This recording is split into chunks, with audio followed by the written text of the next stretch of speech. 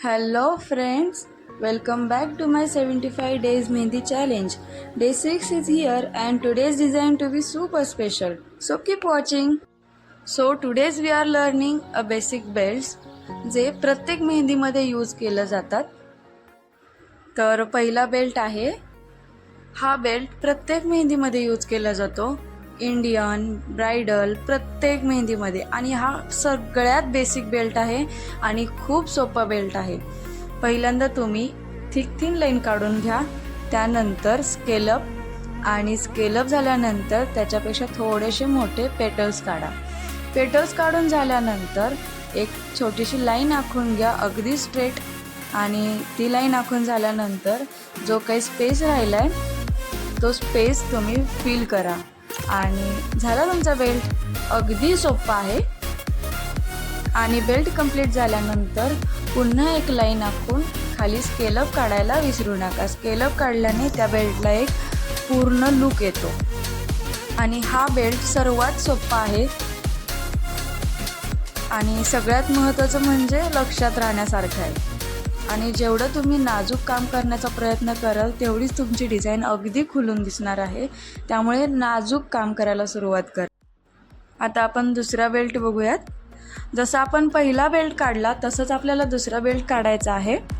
या बेल्टला सुद्धा thin line काढून घ्या, त्यानंतर स्केलअप काढा आणि जिथे आपण पेटल्स काढल्या होत्या त्या ठिकाणी फक्त आपल्याला स्पायरल काढायचे आहेत. स्पायरल कसे काढायचे हे मी तुम्हाला आधीच्या व्हिडिओमध्ये दाखवलेले आहेत. त्याचप्रमाणे अगदी इथेही स्पायरल काढा आणि प्रत्येक स्पायरलचा आकार हा एकसारखा असू देत जेणेकरून तो बेल्ट अगदी सुंदर दिसेल. आणि स्पायरल काढून झाल्यानंतर त्याला एक आउटलाईन द्या आणि आउटलाईन दिल्यानंतर एक स्ट्रेट लाईन काढा आणि आउटलाईन आणि स्ट्रेट लाईनच्या मध्ये जो स्पेस आहे तो फिल करा.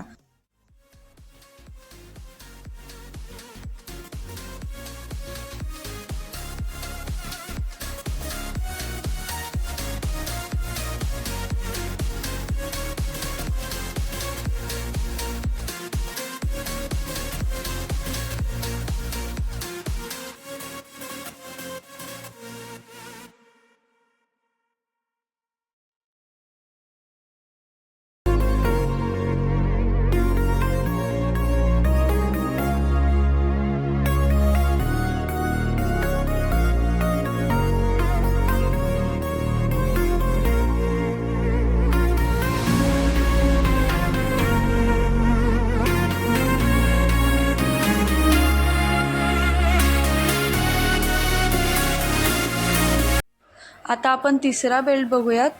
हा बेल्ट मोस्टली इंडियन, ब्राइडल प्रत्येक मेहंदीमध्ये यूज केला जातो. आपण बेसिक बेल्ट शिकत आहोत त्यामुळे ह्यातले प्रत्येक बेल्ट्स मेहंदीमध्ये यूज केलेच जातात. त्यामुळे तुम्ही हे बेल्ट ट्राय करा, तुम्हालाही जमेल.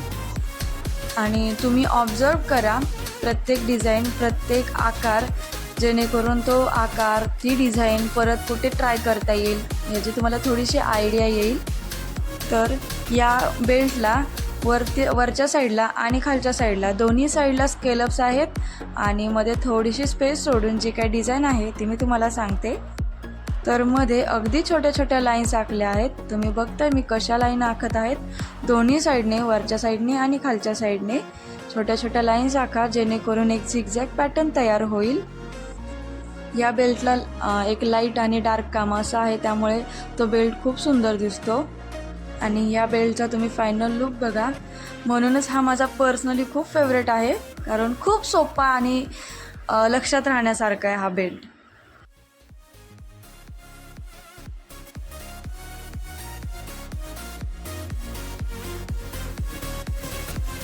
आता आपण चौथा बेल्ट बघूयात.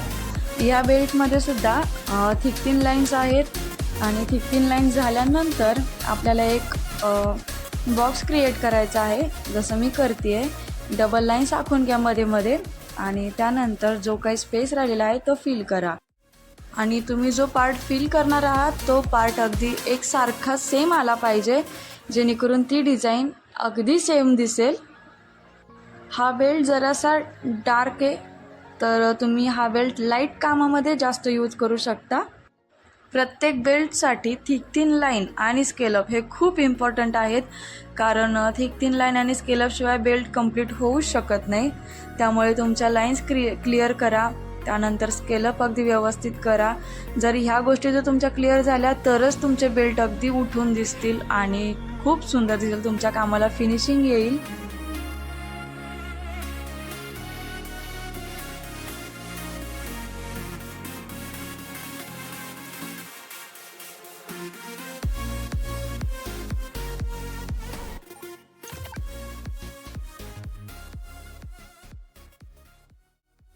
आता आपण 5वा बेल्ट बघूयात. यासाठी सुद्धा अगदी सेम थिक थिन लाईन काढा, स्केलअप काढा आणि स्केलअप कसे आहेत हे ऑब्झर्व करा, म्हणजे तुम्हाला लगेच समजेल. थिक थिन लाईन स्केलअप सगळं काढून झाल्यानंतर आपल्याला जी मधली डिझाईन क्रिएट करायची मी ती तुम्हाला सांगते. तर थोडीशी स्पेस ठेवा आणि त्यामध्ये दोन्ही साईडकडून आधी स्केलअप काढून घ्या आणि मध्ये जी जागा राहील त्यामध्ये छोटे छोटे सर्कल आधी काढून घ्या. अगदी छोटे छोटे सर्कल काढा आणि त्यानंतर एक सर्कल फिल करा आणि एक सोडून द्या.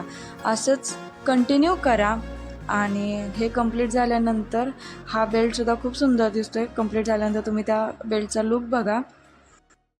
जर तुम्हाला आजचे बेल्ट्स आवडले असतील तर लाईक करायला विसरू नका आणि तुमच्या मेहंदी लवर्सला हा व्हिडिओ नक्की शेअर करा.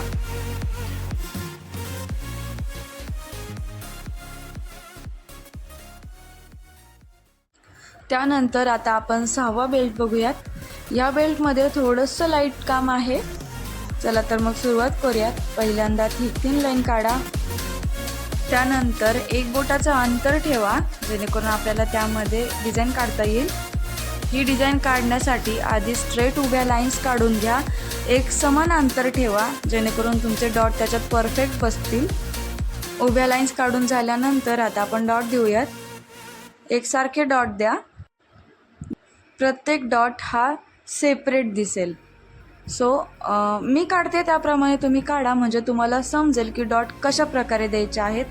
आणि हा बेल्टही खूप सुंदर दिसतो. तुम्ही बघताय, तुम्ही या बेल्टचा फायनल लुक बघा, खूप सुंदर दिसतोय. डॉटमुळे त्या बेल्टला एक पूर्ण असा लुक आलाय. आणि स्केलअप काढायला विसरू नका.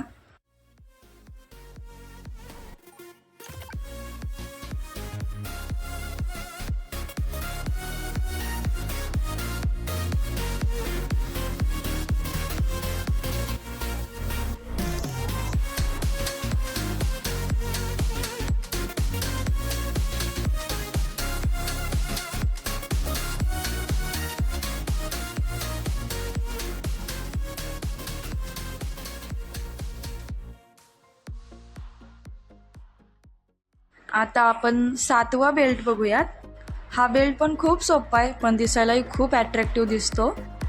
तर मग या बेल्टसाठी सुद्धा थिक थिन लाईन काढा आणि यामध्ये 2 लेअरमध्ये स्केलअप्स आहेत, त्याच्याकडे लक्ष द्या. आणि 2 लेअरमधले स्केलअप काढून झाल्यानंतर आपल्याला खाली एकदम छोटे छोटे स्ट्रोक द्यायचे आहेत आणि ते स्ट्रोक असे तिरके द्यायचे आणि थोडेसे मोठे मोठे स्ट्रोक दिले तर ती डिझाईन अजून उठून दिसेल. आणि स्ट्रोक काढून झाल्यानंतर त्याला खाली एक आउटलाईन द्या, एक हाफ सर्कलमध्ये, आणि तो प्रत्येक सर्कल हा एका आकाराचा येऊ देत. आणि आउटलाईन दिल्यानंतर खाली स्ट्रेट लाईन द्या आणि मध्ये जो काही स्पेस राहिला आहे तो फिल करा. तुम्हाला आजचा व्हिडिओ कसा वाटला मला कमेंट करून नक्की सांगा. And thank you so much for watching Shree mehndi.